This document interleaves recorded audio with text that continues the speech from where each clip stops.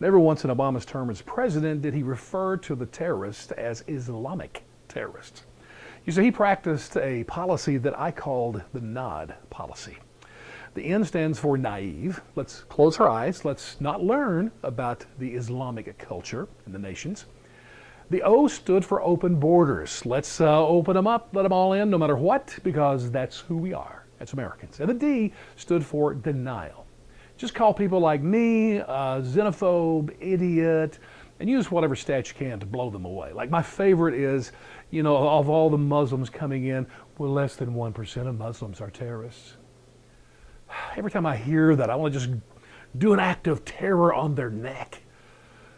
I remind them even the last atrocity of the children being killed by chemical weapons in Syria. By the way, that's Muslim and Muslim crime. That, just so you know, is not a terrorist act. Nor is the millions and millions of Muslim deaths at the hands of Muslims across the Islamic world, that's not considered terrorism. The starvation by some Muslim leaders, that's not terrorism. Mutilization of women, discrimination, execution of gays, I could go on and on. None of that is terrorism. At least it should make us raise our eyebrows and ask a few questions before letting people from Muslim countries come here.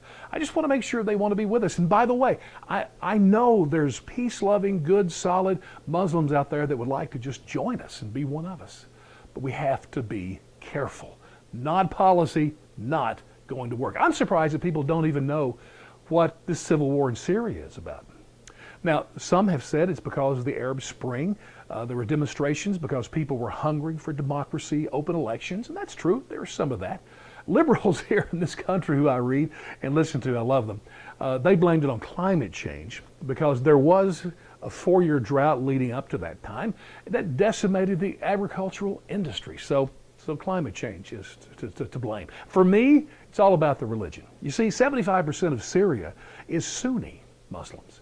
Assad, his father, that started the regime in 1970, they are Shia or Shiite. Even worse, they're a part of a small sect of the Shia side of the religion called Alawites, a secretive type of deal.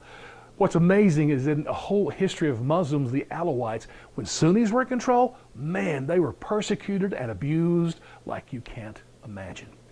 To deny that Islam is not a big deal, well, it is naive. Coming into this country, do you realize under Obama, I'm sorry to laugh, it's funny to me, immigration officers were not allowed to ask what religion they were. It'd be the first question out of my mouth if I were vetting them. And not only that, they could say anything, and if they said, hey, I'm a Christian, I would say, really? So what is your favorite chapter in the Bible and why? I mean, I would dig deeper. And if they were Muslim, I would say, so are you Sunni or a Shiite?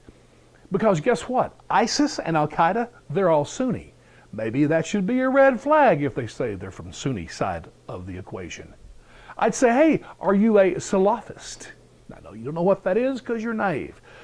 This is the belief that we should return to the culture and styles of the time of Muhammad, 1,400 years ago. Listen, these people don't want to join us or become a part of us. They want to change us. In other words, like caliphate, Sharia law, 100 more. These people should not be given permanent residency in our country. Give them a temporary visa. And also give them free tickets to the Smithsonian so we can torture them by letting them walk through the history of our values and culture. The N.O.D policy's got to go, my friends. Don't miss the lessons of Syria.